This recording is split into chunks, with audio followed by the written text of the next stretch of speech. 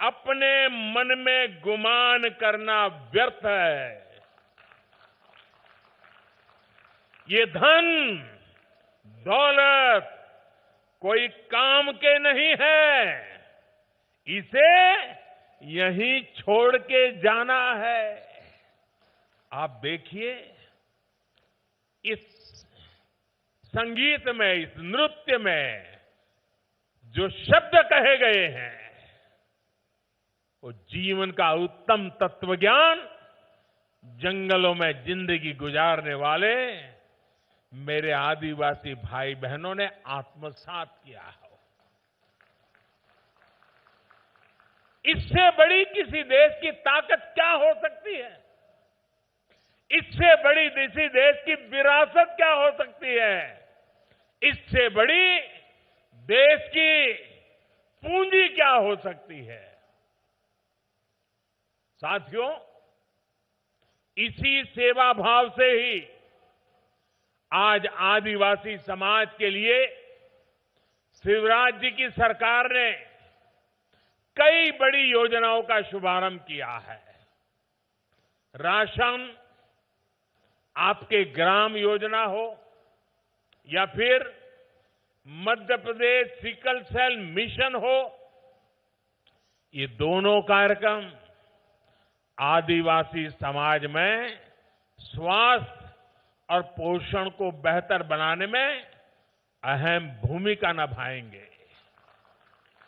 मुझे इसका भी संतोष है कि प्रधानमंत्री गरीब कल्याण अन्न योजना के तहत मुफ्त राशन मिलने से कोरोना काल में गरीब आदिवासी परिवारों को इतनी बड़ी मदद मिली।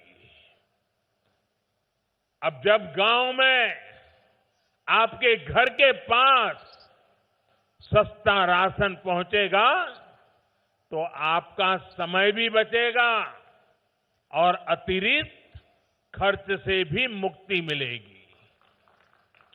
आयुष्मान भारत योजना से पहले ही अनेक बीमारियों का मुफ्त इलाज आदिवासी समाज को मिल रहा है, देश के गरीबों को मिल रहा है। मुझे खुशी है कि मध्य प्रदेश में जनजातीय परिवारों में तेजी से मुफ्त टीकाकरण भी हो रहा है। दुनिया के पढ़े लिखे टीकाकरण भी हो रहा है। दुनिया के पढ़े लिखे देशों में भी टीकाकरण को लेकर के सवालिया निशान लगाने की खबरें आती हैं, लेकिन मेरा आदिवासी भाई बहन टीकाकरण के महत्व को समझता भी है, स्वीकारता भी है और देश को बचाने में अपनी भूमिका अदा कर रहा है। इससे बड़ी समझदारी क्या होती है?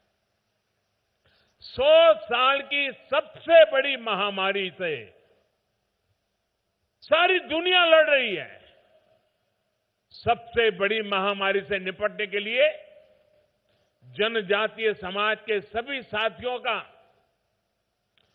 वैक्सीनेशन के लिए आगे बढ़कर आना सचमुच में यह अपने आप में गौरवपूर्ण घटना है।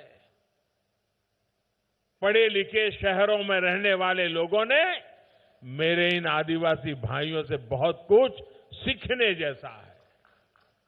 साथियों, आज यहां भोपाल आने से पहले मुझे रांची में झारखंड भगवान बिरसा मुंडा स्वतंत्रता सेनानी म्यूजियम का लोकार्पण करने का सौभाग्य मिला है।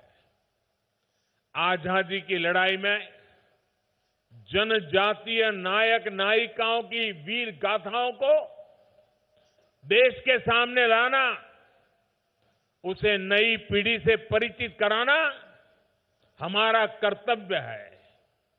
गुलामी के कालखंड में विदेशी शासन के खिलाफ खासी गारो आंदोलन, मिजो आंदोलन, कोल आंदोलन समेत कई संग्राम हुए। गौंड महारानी वीर दुर्गावती का शौर्य हो या फिर रानी कमलापति का बलिदान, देश इन्हें भूल नहीं सकता।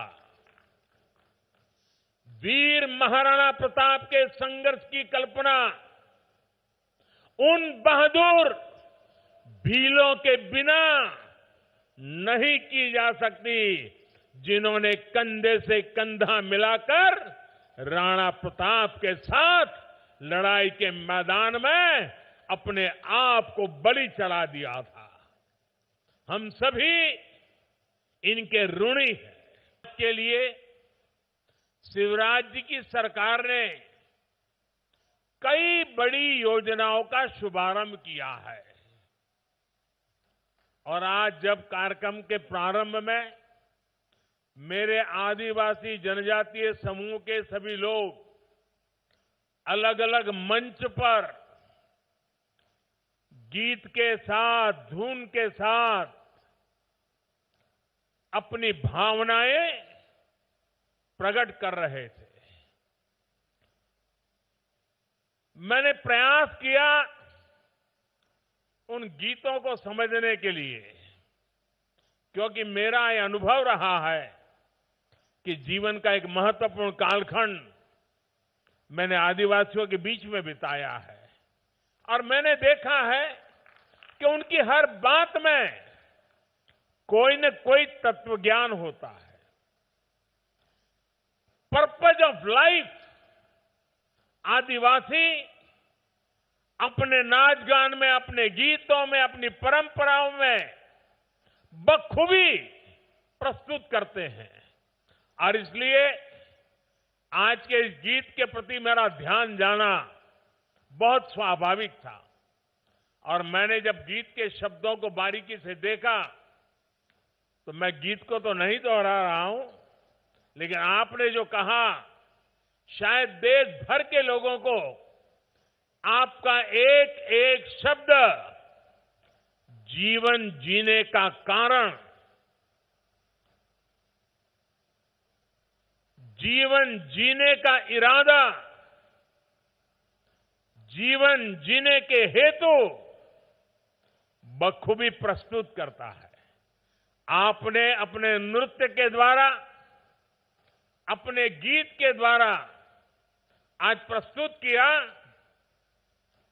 शरीर 4 दिनों का है, अंत में मिट्टी में मिल जाएगा। खाना पीना खूब किया, भगवान का नाम भुलाया। देखिए ये आदिवासी हमें क्या कह रहे हैं जी।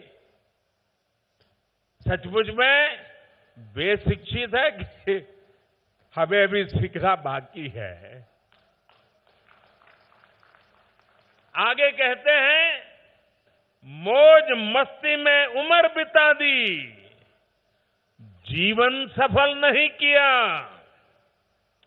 अपने जीवन में लड़ाई झगड़ा खूब किया, घर में उत्पाद भी खूब किया। जब अंत समय आया तो मन में पछताना व्यर्थ है। धरती, खेत, खलियान किसी के नहीं है। देखिए आदिवासी मुझे क्या समझा रहा है। धरती, खेत, खलिहान किसी के नहीं है, जान रहा है।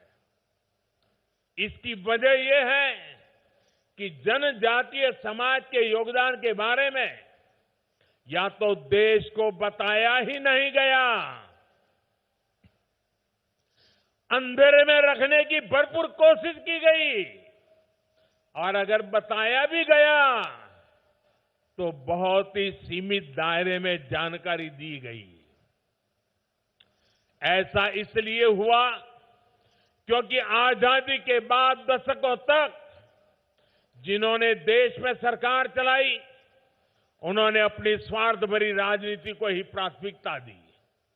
देश की आबादी का करीब करीब 10% होने के बावजूद दशकों तक जनजातीय समाज को, उनकी संस्कृति, उनके सामर्थ्य को पूरी तरह नजरअंदाज कर दिया गया। आदिवासियों का दुख, उनकी तकलीफ, बच्चों की शिक्षा, आदिवासियों का स्वास्थ्य उन लोगों के लिए कोई मायने नहीं रखता था। साथियों, भारत की सांस्कृतिक यात्रा में जनजातीय समाज का योगदान अटूट रहा है। आप ही बताइए, जनजातीय समाज के योगदान के बिना क्या प्रभु राम के जीवन में सफलताओं की कल्पना की जा सकती है? बिल्कुल नहीं। वनवासियों के साथ बिताए समय ने एक राजकुमार को मर्यादा पुरुषोत्तम राम बनाने में अहम योगदान दिया है। वनवास के उसी कालखंड में प्रभु राम ने वनवासी समाज की परंपरा, रीति रिवाज, रहन सहन के तौर तरीके, जीवन के हर पहलू से प्रेरणा पाई थी। साथियों, आदिवासी समाज को उचित महत्व न देकर, प्राथमिकता न देकर पहले की सरकारों ने जो अपराध किया है, उस पर लगातार बोला जाना आवश्यक है। हर मंच पे चर्चा होना जरूरी है। जब दशकों पहले मैंने गुजरात में अपने सार्वजनिक जीवन की शुरुआत की थी, तभी से मैं देखता आया हूं कि कैसे देश में कुछ राजनीतिक दलों ने सुख सुविधा और विकास के हर संसाधन से आदिवासी समाज को वंचित रखा।